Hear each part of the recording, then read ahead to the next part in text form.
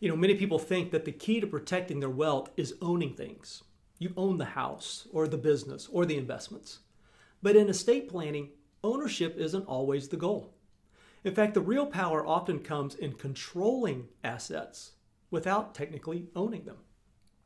So ownership means that it's legally yours. Your name is on the title for the house.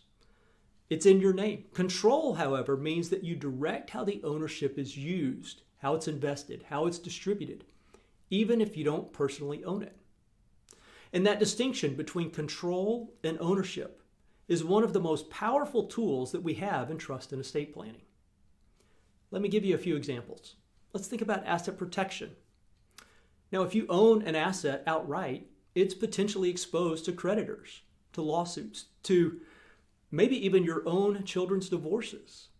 However, if that same asset sits inside a properly drafted trust, or perhaps an entity such as an LLC or a limited partnership, then you may still control it, but it's no longer legally yours. And that separation between control and ownership can be a shield. Let's think about tax planning. So if you own an asset in your own name, that can increase your taxable estate for estate tax purposes. However, if you control that asset through a trust or an entity, or even what we call a power of appointment, then you can guide how the asset is used without pulling it into your estate for tax purposes. Or what about family stewardship? Families often want to guide how wealth is used by a younger generation without just handing a blank checkbook to a 25 or 30-year-old. A trust lets you set the rules, set the timing, set the values, control without direct ownership. Now, just also know this, it's not about giving up power.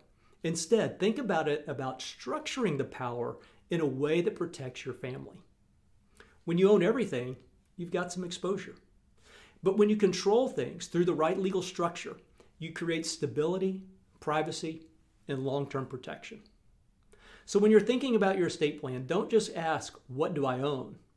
Instead, have a mind shift or a shift of the thinking and think, what do I want to control and how do I want to control it? That's where the real planning begins.